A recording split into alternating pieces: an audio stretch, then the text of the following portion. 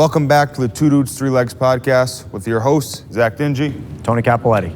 Today, we're sitting with Mark Tosoni. He's an entrepreneur, serial entrepreneur, author, and real estate investor out of Springfield, Massachusetts. So, not that common you get real estate investors in Springfield, Massachusetts. We got the one. That's right. We got the one. Have the one. Now, I'm told that Mark has an interesting story.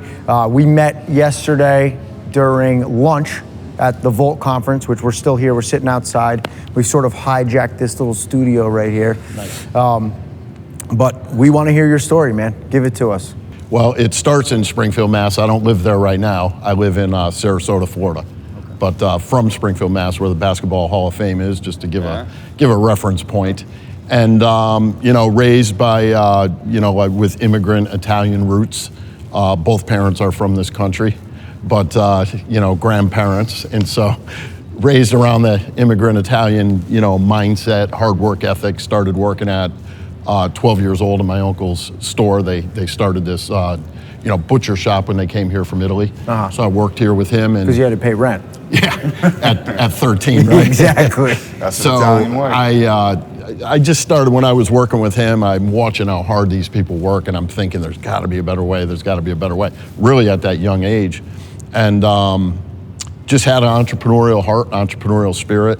When I was a kid, I was stealing things. I was going down the wrong way, but brilliant business tactic, zero product cost. Yes, some things, easy way to acquire inventory. Candy, bicycles. See it like that. That's it. The 5-figure discount. Shit. Yeah, candy, bicycles, whatever. About 15, my uncle throws me in jail for a day, and that was the end of my criminal career. Wow. So, yeah, from there I just kept thinking, I got to make money, got to make money. Ended up going to college, playing hockey in college outside of Boston. Oh, wow. And so another athlete. Yeah. We keep running into athletes. Hockey player. Division I college? No, not Division I. I played at Worcester State, so we played Division II and Division III, which is now Worcester State College. Yep. So it's about 40 miles out of Boston. But did that for a year. I was sitting in class and trying to figure out how I'm going to make more money than these professors. Yeah. Like didn't go to class often. Played a lot of ping pong, drank, got in fights, went to frat parties. The girls followed the hockey team around, that type of thing. When all was said and done, I had a 1 grade point average. So my father, being brought up on the streets of Springfield, and they're tough streets over there, south end of Springfield, he went on to get his PhD. So he was very into formal education. Because, when the Italians came here, they were discriminated against, as you know. A lot of people don't know that, in the Irish. Yeah. But, they really wanted to master the English language. So my father was college. I didn't have the same love for formal education, but I loved education. Right. So I drop out at 19 years old with a 1.8 grade point average. This girl I knew, her boyfriend was selling cars. He recruited me to sell cars over that summer. And I told my father I'm never going back to college. And what did your father do for work? My father had his PhD in psychology, and he ran Department of Youth Services. Got it. So he literally ran a detention center. Got it. So I had a lot of deterrent to be away from going to jail, because not only did I see it with him, but then I got thrown in a cell for a day, and that was enough for me. But I started to sell cars. Immediately I was struggling. 19 years old, 20 years old. When I was being raised, you didn't confront adults, so everything was about respect. So I had a hard time, dealing with older people. I was only 20. I was barely shaving. People would be coming in, and I was intimidated, insecure and intimidated. So I didn't have a lot of life skill. But what I did have was that love of learning I got from my father, and I immediately started studying. Went to the bookstore. Was walking through the bookstore in Westfield, Massachusetts, and off the shelf, this book by Anthony Robbins pops off the shelf, and it's called Unlimited Power. I took that book home, and I read it, and I had just an awakening. I knew I could become wealthy, didn't know how I was going to do it. Started studying Tom Hopkins. He was a sales trainer way back in the day. Greatest. Brian Tracy, Zig Ziglar, oh, wow. Tony Robbins. I just got obsessed with studying, and at the time we didn't have coaching, so we would just, the books were my mentors. The Closers by Ben Gay, which I now just co-authored with, which is a whole nother story. But you can plug it. What's the name We of that asked book? for, hold up, we asked for his business card yesterday. He pulls out He his gave book me a and gives him the book. book. Love it. That's my business card. Love it. It's ironic, at that car dealership was the last time I ever had a business card. I handed a guy a business card. It was like on a Saturday or something. I remember he walked out the door and he ripped it up. Oh, man. And I'm like, I'm never having a business card again. Now, I didn't know back then that I would use my books as business cards, but a few years later, I wrote my first book, Sell Like Crazy Without Going Insane, and that was my first business that's card. a cool name. Good title. I like that. Yep. So the books became the business cards. But, you know, just started studying, went through a 5-year struggle, really, really hard struggle. You know, being brought up, I wasn't brought up in the neighborhood. My father got us out, but we were on the fringe. So all the kids I played sports with, all the kids I went to school with, these kids, you know, their parents were either being, you know, raided by the FBI, and we were around this organized crime element. So I was partially criminally minded, but I also had my mother. I had two sides. My mother was a devout Catholic, you know, rosary beads, very, very devout Italian woman. And long story short, I had these two sides, but at about 24 years old, it was getting really hard in sales.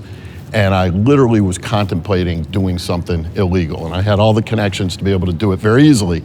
And I was contemplating it, and I was literally begging God, the universe, you know, Santa Claus, whoever that is out there. Easter Bunny. I was begging for a matter. mentor. Yeah. And lo and behold, my father was also an athlete, played football, grew up next door to Nick Bonaconti, who was a Hall of Fame football player, Springfield, Massachusetts. My father was into arm wrestling, and one of his friends became a world champion who he trained with Budweiser, sponsored by Budweiser, where his kid brother I had met. I must have been about 8 years old. He was about 13. My father reconnected us later. So here I am, 24 years old, struggling like crazy. My father reconnects me to Mike, his best friend's kid brother. Got it. Mike took the journey with his older brother when he was becoming a world champion arm wrestler. So Mike became a world-class thinker. So he was one guy that I got introduced to who was making six figures legitimately. He was on the right path, doing it in sales. And Mike saw me and just took me under his wing. So you met him at the right time. Perfect timing. So I would go into Mike's office and I would just be like, you know, what do I say when they want to think about it? Or how do I deal with shop around? Or I'd go into his office, I'd be all depressed. And he would just coach me. He would help me, coach me. So one day I walk in there and Mike's got this box, this little box. And I'm like, what is this? And he goes, you know, that's a barometric alarm system. And I'm like, I'm not sure what that is. I didn't even know what it was. He goes, I just sold 3 of them, and I'm going to start an alarm systems company, and I want you to be part of it. Oh, wow. And I was like, are you kidding me? For real? No thought on my part whatsoever. Let's go. I'm in. And you're 24 at this point. Trust the 24 years old. process. Okay. Yep. And struggling like crazy, paycheck to paycheck. Mother-in-law bringing me groceries. Got a little girl at home. Just got married. Just really, really The struggling. previous 5 years you're doing car sales. still. Car sales, The yeah. whole time. Struggling Sticking and with it. struggling. Wow. Like just not taking to it. Yeah. Mike takes me under his wing, and I started to show some progress. About 6 months in, Mike pulls me into the office and he says, dude, you're not pulling it off. And so you either got to do one of two things, and I need to know by tomorrow. Mike had killer urgency. You either have to leave altogether or you're going to take less money. So I go home, go downstairs. In Massachusetts, we had basements, had a heavy bag and a karate bag. And I'm beating the shit out of both of these bags, pissed off at Mike, cannot believe this. I put what I thought was everything into this. And Mike's ready to get me out, or I gotta take less money, and I gotta let him know by tomorrow. I'm reflecting on my past. I'm gonna bring you back, and then I'll bring you forward. I'm in 10th grade. I make varsity hockey at a hockey power in Massachusetts. And I sat out for the first time in my life. I gave it everything I had that year. I was shooting 200, 300 pucks a day, jogging 5 miles. I could hit any corner of the net without even looking. I could just blindfolded hit corners. I was on my game. I was skipping on skates, and I sat out the whole year. Great disappointment. The coach never gave me an explanation. He just sat me. So this was a big adversity. About a week left, I leave this school. This was a Catholic high school, which I didn't want to go to begin with. I go to the inner city school the next year, which is the competitor. This is the Division I high school hockey competitor to the Catholic high school. Next year I start. Lo and behold, we wind up in the Western Mass Championship with the very team that sat me out. Now I'm starting. And so long story short, we end up winning that game 5-4. I score 1 goal, get 1 assist. I skate by the net. I just looked at the coach. How did that feel? It was just like a great you were sports on fire. moment. Yeah, That was the beginning of everything. in front of 4,000 people. Yeah. But what I want to tell you about the story is this. That next year as a junior, I used anger. Okay, so anger is a very good energy. A lot of people don't get angry. Anger can work. It's not a highly sustainable energy, but it works. In 10th grade, when he sat me out, I made a decision and I formed a belief, but I didn't realize I formed the belief until my mentor figured it out.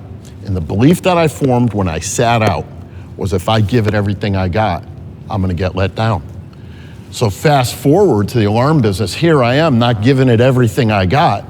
My mentor calls me out, challenges me, and I realized I wasn't giving it everything I got. So next day, I go in there, Rocky theme playing in my mind, and now I'm gonna shove this up Mike's rear. Remember how Patrick talks about being motivated 4 different ways? Madness. Yes, Madness. this is madness. I am motivated by madness to this day. I'm still motivated by madness. I didn't know that back then. I go in the next day, and this is what I'm thinking in my mind. I am gonna shove my success so far up your ass. Now, I love this guy. This guy saved my life, but I wanna fight him at the same time, if you can imagine. I'm gonna shove it so far up your ass, you're never gonna know what hit you. From that point forward, I was never the same. I made what I like to call a real decision. And one thing I'd like to say to your audience is, nobody fails unless you don't make a decision. When you make an all-in real decision, you will succeed at whatever you do. Right. Sometimes there's something from the past that we had a letdown or an upset that we're dragging with us. And that's what I was doing. And then when I finally realized that, I was able to let go of that and then give that alarm system business everything I had. Within 1 year, I made 6 figures. The next year, I doubled it. I'm 26 years old now. And by the 3rd year, we owned 3,000 alarm accounts outright on 5-year contracts. Anybody who knows the alarm business, you'll be able to validate this. 5-year contracts, $25 a month. So it was $75,000 a month in recurring revenue, never mind the sales and the 100 employees we had. That made us millionaires. So let's unpack that now. You were part owner, so it was 50-50. Yep. What were you doing to get to that? You were sales leadership, or you were Sales. selling yourself? Yep. Because it was new. I hired, trained, motivated, sold. Okay. That's what I did. Mike was the leader. He was my mentor. Yep. He was running the business, and he had me out opening up offices, and I would just master the sales game. He told me prior to him wanting me out of the business, I was whining and I was telling him I just don't think I can pull this off. I was all up in my head. And he had said something to me back then. He said, listen, if you want to get out of this business, there's one way out. I said, what is that? And he said, that's to become the best that ever lived. And so I'm going back that next day with, he's got me pissed off, the madness is going on, become the best that ever lived. And I just made a decision, I'm going to become the greatest alarm salesperson on planet Earth. And that's what I set my mind to. And So Mike saved you twice. Mike saved me. And there's an irony to the story because here it is in 2022, and Mike is now joining my solar organization, which is amazing, and I love him dearly. He saved my life, and he's 60 years old. He's one of the greatest money earners you ever met. He's a sales genius. You guys want to interview him. When I say genius, I'm talking high-level genius. But that's not enough to become financially independent. You need 4 things to become financially independent. Number 1, you got to learn how to rewire your mind. That is first and foremost. Number 2, you have to learn to eliminate sabotage. Most people don't even know it's a thing. It's a thing for all human beings, and you got to know how to eliminate that sabotage pattern because we all have that. Self-sabotage. Self-sabotage, Okay. yeah. If you break down the root word of sabotage, it is saboteur. And saboteur basically means, the root word means to slow down. So your brain is literally slowing you down because you're succeeding too quickly. It feels uncomfortable. Just like me, I'm 27, 28 years old. I got 3,000 alarm accounts. I do my first financial statement, bought my first 3 family. I didn't even know what a financial statement was. I look down, I'm a millionaire. My brain goes, oh man, wait a minute, this could be dangerous. Yeah. Right? So went into sabotage, which is another story. Yep. I'll tell you. Wow. So you got to rewire your brain. You got to prevent sabotage, and this is what I coach people on. Number 3, build a ridiculous skill set and strategy. And number 4, you had better learn to invest. And I believe real estate is the only place to put it. That's just my own personal opinion. I've yet to find anything that matches it. A lot of the young crowd is into crypto, and they do different things, and I'm not knocking it, but I'm just telling you this. Today, I have created permanent wealth. I went from a struggling car salesman with a 1.8 grade point average dropping out of college to a very high net worth individual, all on a platform of 100% commission sales. But it was those 4 things that I mastered: rewiring my mind, eliminating sabotage, mastering a skill set and strategy, and mastering investing. You master those 4 things, that's how you go from sales, that's how you go from struggle to independence. So you bought your first piece of real estate at 27. First investment. First yeah. investment. Yep. And now how many apartments do you own? I own 209 units and 1 commercial building for 210, and my primary house would be 211. Got it. There you go. Yep. And so you would say the easiest and most simple way for, I don't want to say ordinary person because that's not at all what you are, but the easiest way for a human being to create wealth, get good in a skill set where you're making money, 1099, for example, own a business, whatever it's going to be, take that money, put it into the vehicle, which you say is real estate. That's it. That's the blueprint. It's the 1-2, boom, boom, boom. If you can learn that 1-2 punch, people get so diverted, they get so loss of focus. And the reason this happens today is because we're watching social media. So you'll hear someone on social media say, you got to have multiple streams of income, which is complete bullshit if you're broke. If you're rich, it's very true, but if you're broke, it's very wrong. If you're broke, you don't need multiple streams of income. You need to master 1 form of income. Right. That is the master skill, to master making more money than your expenses by miles. That's the number 1 master skill. When you master that skill, making more money than your expenses by miles, now you have a problem. What am I going to do with this money? Which means now you got to learn the next step, which is investing. And so I wish I could sit here and tell you I'm some super hotshot.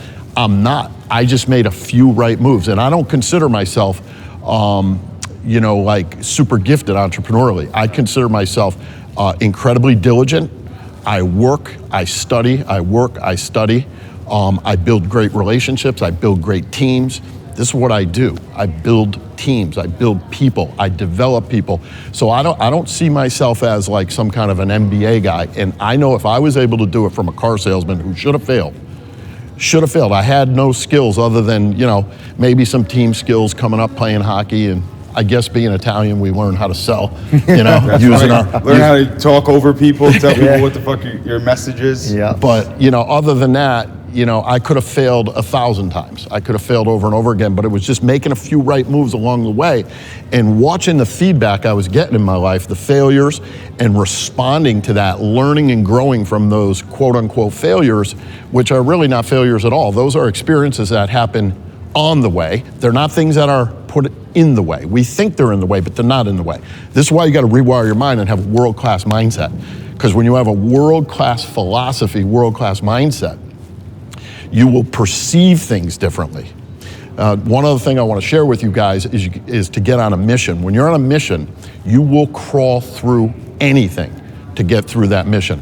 When you're just living out of a vision is more for yourself. A Ferrari, a big house, I want to travel, I want to do this, I want to do that. Most people will do more for other people than they'll ever do for themselves. So I operate from a mission. I'll share this with you. So Mike and I, we build this company, and we've got 3,000 alarm accounts. And back in the day, we were an AT&T security systems dealer. AT&T literally used to manufacture alarms. So this was, I'm really dating myself here, but we would cold call, and we would call homeowners and say, hey, listen, we're promoting this new AT&T security system. So they would hear AT&T, they know AT&T, right. And we'd be like, listen, we want to come out and show you how it works. We would be telemarketing, show you how this works, and just to do so, we'll come out with a gift card to take off your long distance. So if you sit down to see the demo, you get the gift card off your long distance. Setting appointments. And who was running this for us? Mike Melio. You guys want to look up Mike Melio. He's a very close friend of mine. Him and me were mentored by this other gentleman named Mike. Mike Melio goes on, he walks on stage, he's on stage with Tony Robbins to this day. $50 million guy, you guys can Google him, he's amazing. He was our telemarketing manager. So we had Mike Mason, the leader, we had Mike Melio. Mike Melio was the telemarketing guy, greatest guy to telemarketing, and then you had me as the sales guy. And we built a big company. We built 100 employees, but the very next year, AT&T pulls out of this thing. Oh. And so now we don't know how to downsize. We're young. I'm in my 20s. Mike just is in his early 30s. We're not sophisticated. Mike's the visionary. We lose our vision, and we end up losing this company. And so I'm out in front of my house, and back in those days, so now I'm like 27, I'm in the best town in my neighborhood, right? All Jewish. The neighbors are coming over asking my wife, what's your husband do for a living? Because they know we got a vowel on the end of my name, right? so they're asking my wife she's like, he sells alarms and he's really good at it, you know? Yeah. And I'm out there, and back in those days, I would either smoke, drink, or do something stupid. So I'm out there smoking cigarettes, and I'm having a conversation with God, what happened? What the heck just happened? We had this meteoric rise. All my dreams were coming true, and then boom, the whole thing came crashing down, and we lost 100 employees. I was the last guy to walk out of our office, and there was a shipping dock full of the entire company in boxes. Phone bills, electric bills, customer files, and I carried those files out. It's the closest thing that I believe a man could ever describe to losing a baby, as a woman loses a baby, because that business was my baby, and I lost it. And I'm sitting out there smoking, trying to figure out what happened. And it was in that time, I call that the dark night of the soul, right? I'm in this beautiful town. I'm in the dark night of the soul, and I wrote my first mission statement. It took me 2 weeks to write this mission statement. And at the end of the mission statement, essentially it was to inspire, educate, impact, and motivate. Up to that point, I was doing everything for myself. I wrote the mission, everything shifted. I moved right into service. So I dusted off my briefcase in that downtime, started selling alarms again to the guy who ended up buying us for pennies on the dollars. I ended up selling with him for 6 months, getting stabilized, and then I restarted another company and took off even further. Wow. And for the next 20 years, it was just making a lot of money. Restarted another alarm company? Yeah. Okay, Yep. so you're still in alarms. Still in the alarm business, but redid it. Mike went his way, I went my way. We remained friends all these years, but I redid everything, but now I was operating with a mission. So now I'm developing people, I'm serving at a high level. It's no longer just about me, it's about other people, and I've never been the same since that. So let me ask this, and correct me if I'm wrong, but I think you talked about the vision and the mission and how the mission is more important. I think for a lot of people, especially myself being so young, it's hard to get a mission because you only made that mission because you got through so much pain and you failed so much that it hurt that you're like, all right, I need to get some almost like a higher power of cause to go through. Right. Do you think you can have that mission if you're 20 and you don't, you know what I mean? You can, but you got to fabricate some things. You got to do some mind hacking, right? The biggest thing to creating a mission is to understand who are you obsessed with serving. Like, who do you want to help and what result do you want them to produce? So once you know that, so back in the day, we're in this alarm business, and I'm into it for a month. And there was a fire in Western Massachusetts. It took the life of a little 3-year-old and a little 2-year-old. This is a month after I'm in the business, right? And the father was home with the kids. Mom was a third shift nurse. So she kissed everybody goodbye that night. She left. Little did she realize in the middle of the night, house catches on fire. Fire department gets there. They revive Dad on the sidewalk. Dad wakes up and his little babies are gone. And later, Mom realizes, right? God bless. Months later, their nephew comes and works for our company. So I get the inside track on this whole fire and how this devastated these people. That put me on a crusade in the alarm business. I was no longer in the alarm business. Yep. I was now on a crusade. So what I would say to people is, a lot of times when we're younger, we have needs. So if we're in that Maslow's hierarchy of needs, we're in the lower section of that. and we're trying to fulfill our needs. We got rent, we got bills, we got this, we got that, which is fine. There's no problem with that.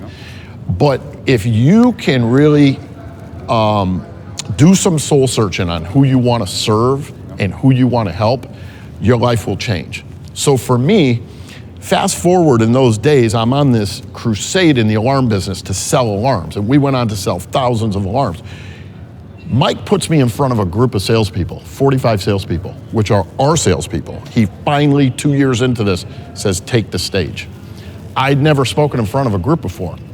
And I can only tell you, when I spoke in front of that group that day, something again shifted. I now realized I had another purpose. I absolutely loved helping salespeople so they didn't have to struggle and go through what I went through. Yep. And in that moment, that was born. I've never been the same since. So it was soon thereafter that I had a mission. I now knew I had two loves. I loved selling alarms, and I loved serving salespeople, entrepreneurs, right? They're the bravest people on the planet. They're the most courageous people on the planet. We get up every day. Nobody's writing our paycheck. We create it. So I got to stop you right there because it's so funny you say that. As I forget what part of the Volt conference it was in, but they're talking about basically bigger purpose. Who do you want to be? Maybe it was a personal identity audit, and they were going through it real quick.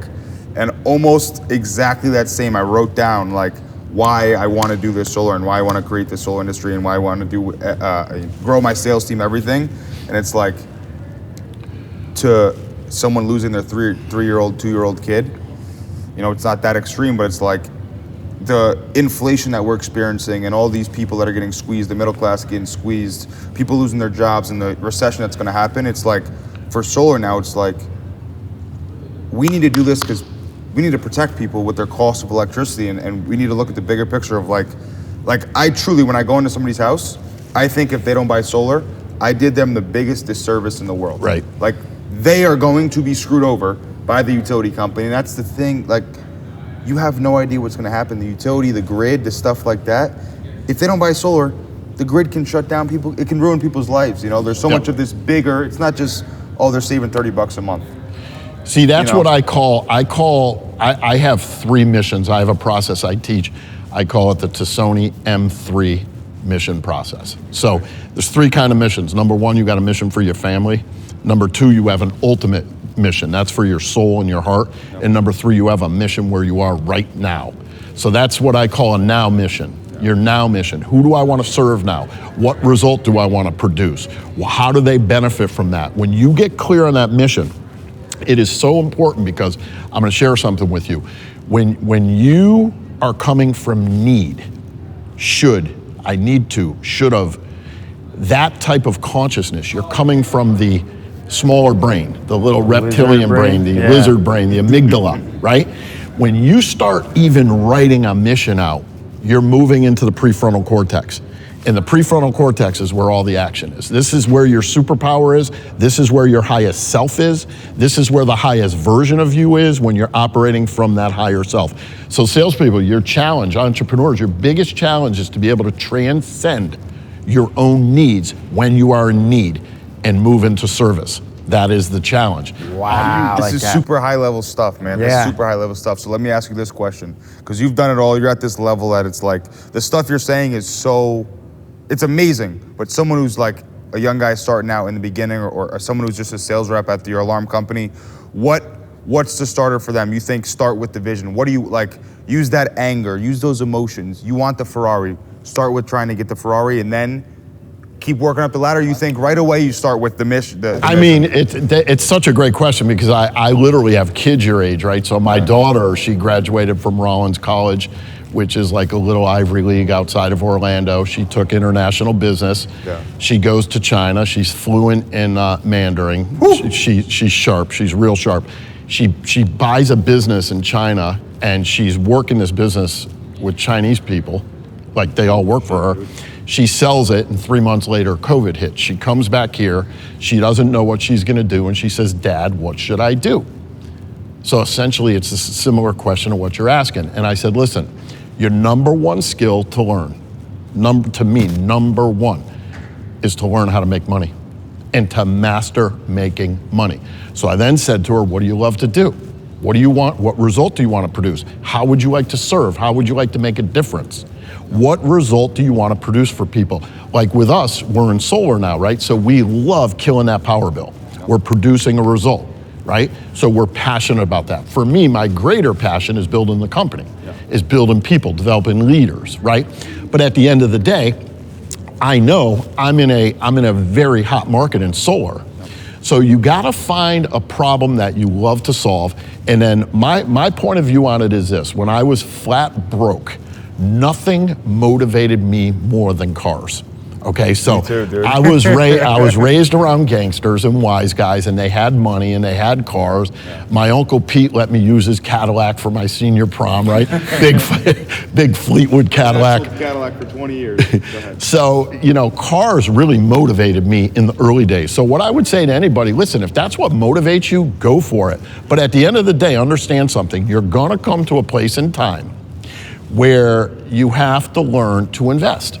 It's that simple. And cars, typically for most people, are not an investment. For most people. They can be, but for most people. Very rarely. And they're not great investments compared to what you can spend that money on. I have friends who have Ferraris. I don't own a Ferrari at this time. I have one friend who owns 2 of them, and he's made great money on both Ferraris.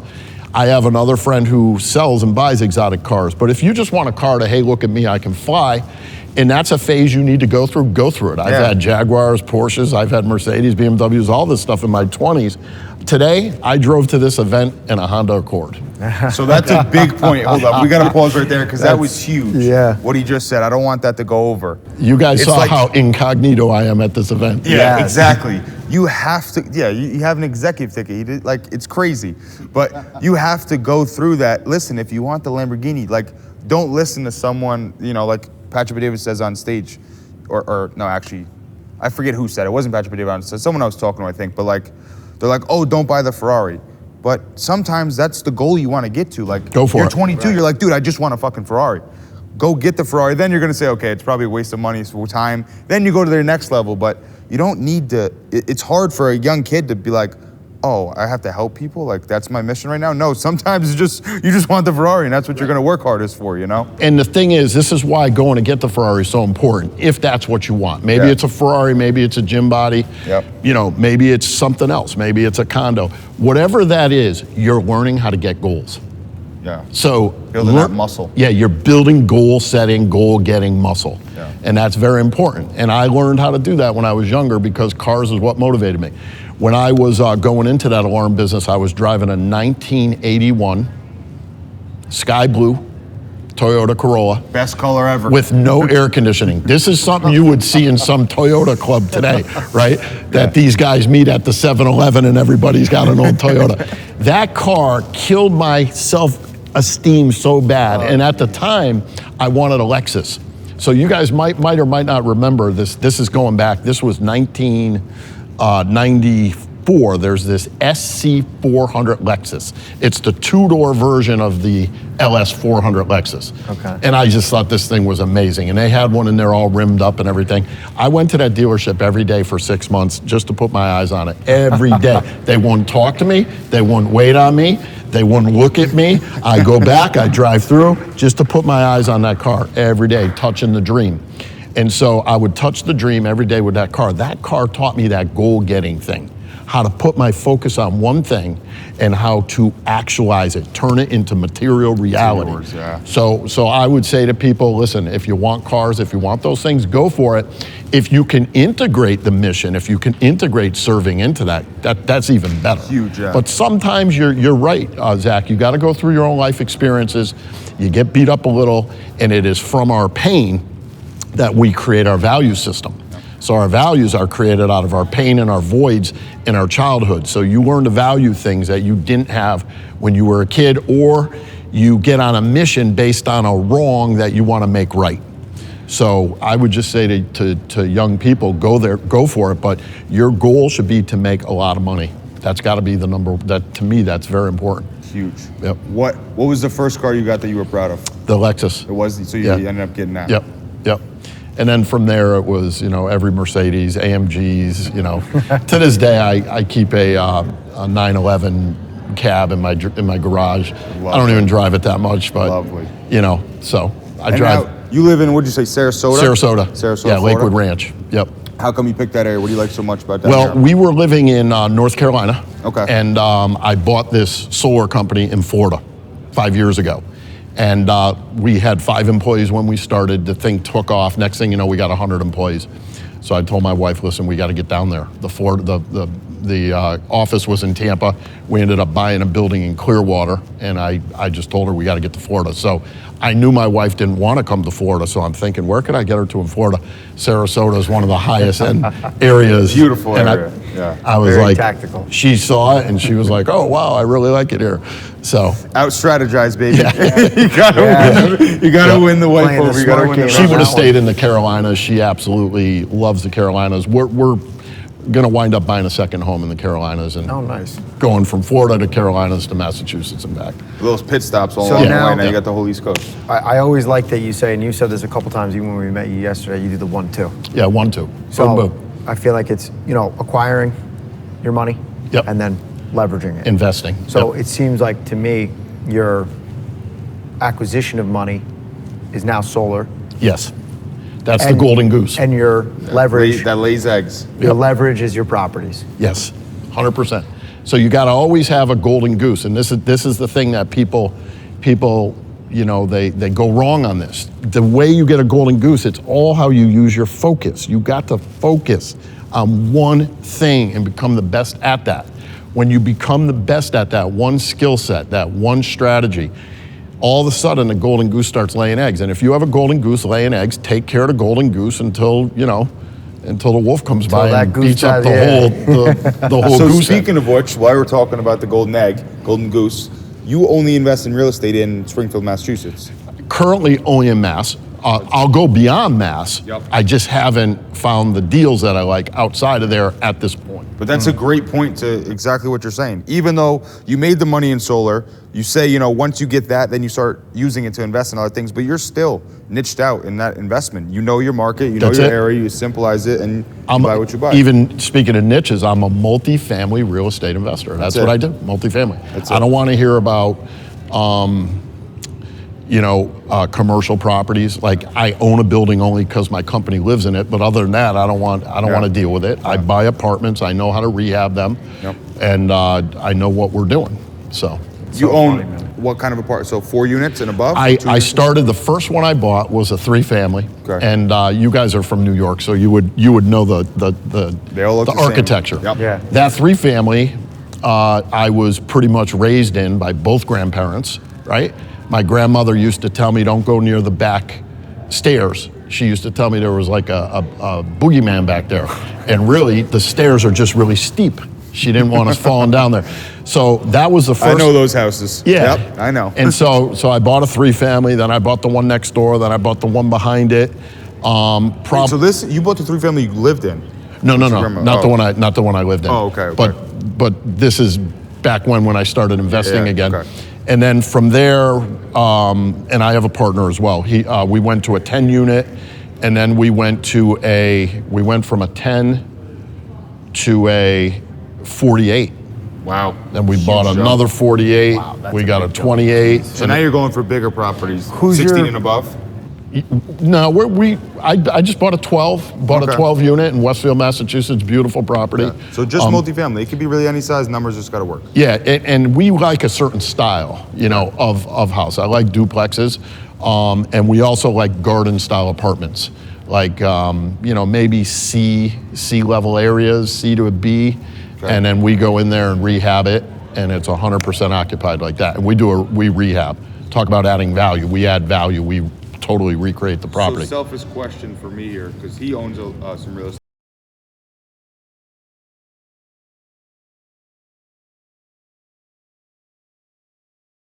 And that It's just sort of the ascension, when you start investing, it's like anything. You start small and you build. You build your belief system. And so that's where we're at now. So we're at this point now where I just bought 19 duplexes on 2 streets. We bought both streets. Unbelievable property. The guy didn't want to manage it. And this property, the average rent is $700 a house. Crazy. At $700 aside, repositioned. They have garages, duplexes with garages, which are very rare. This guy built it in the 80s, and repositioned. This property will be $1,750 a door. What that does to the NOI is insane. That's millions of dollars. Like just More that than one double. deal. Crazy, yeah. So one deal, one right deal can change your life. But I think to answer your question, it's crawl, walk, run, fly. Crawl, walk, run, fly. People today, because social media and instant gratification, it creates a brain virus. It creates a virus that says, I want everything now. And I'm telling you, I'm a believer in urgency. You got to have urgency. But if you do not have patience, you will not get wealthy. You need patience to grow wealthy. We got a lot of gold. First of all, your 4 keys to being successful. Yeah, say that again. Let's do that one more time. Rewire. You got to rewire your mind, rewire the way you think. Number 2, eliminate sabotage. Number 3, build a ridiculous skill set and strategy. And number 4, become an investor. So we got that. We got the 1, 2. Yep, 1, 2, make money, invest in real estate. We got a vision is for you, a vision is for me, a mission is for we. Yep. And then I really like how if you go to work for someone else, your own needs will be met, but you got to trust it. And I think that might be a different way that I'm saying it, but that's what I got out of what you said. You know, you got to go out and work to serve other people, and then your needs will be met. They will. They absolutely will. That's a big message. Yeah, it gets into, faith. And one of the problems, if we can just say this and wrap it up, is that people have, I'm a believer in a higher power.